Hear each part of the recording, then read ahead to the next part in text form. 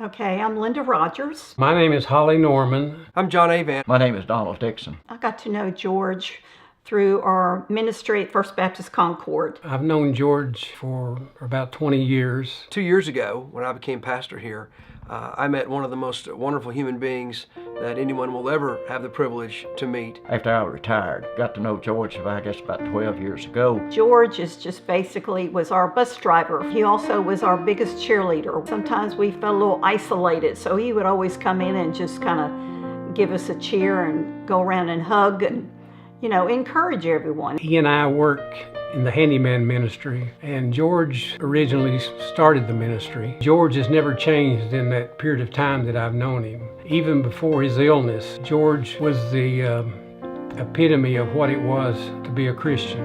And he's become a dear friend and one of my heroes. It's wonderful to be a pastor of people who are not interested in the spotlight. They just want to serve and help others.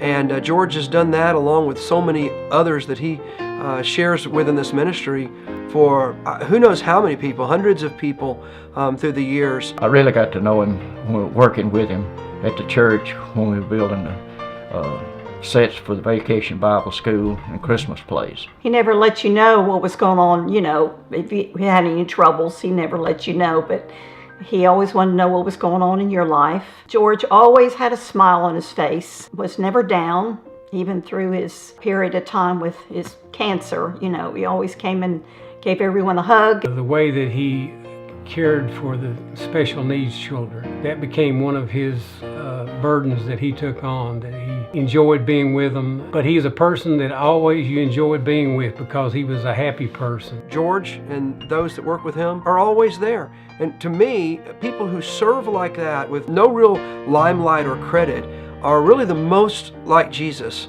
And that's one of the things I love the most about George Justice. He was just, he remained loved by so many people. He had made a difference in their lives. Very productive in doing things for other people. He was certainly a demonstration of being a very committed Christian. I mean, even when he was feeling bad, he'd show up, for church and come by and say hello. And George is certainly a walking miracle. George will tell you himself that it's only through, the power of prayer that has healed him and kept him going. I mean, there's just so much doctors can do, but then again, it's been truly amazing. I heard many stories from people that would describe George, how he would lift their day or make their day for him because of the good words that he would have for them. When I was a brand new pastor here, I did something I still try to continue from time to time, and that's to have what I call listening sessions, where I just meet with various groups in the church and listen to them and see how things are going, answer questions. And very early on, we had a large group of our senior adults together for me to get to know them and listen to them. And George was one of the first people that spoke. Several people came and just shared their testimonies and their stories. And he shared, and that was 2 years ago, how I believe by that time he'd been through this cancer battle for 3 years and was supposed to have been dead a long time ago. And he just shared the absolute joy in being able to continue to serve Jesus, even having had this diagnosis and then seeing the Lord take him through it.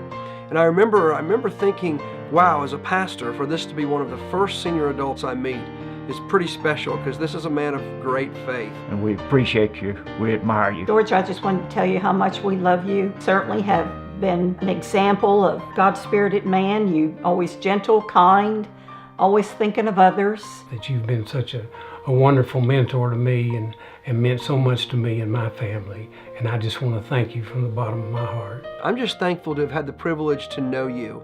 I'm a better man for knowing you. Thank you, George.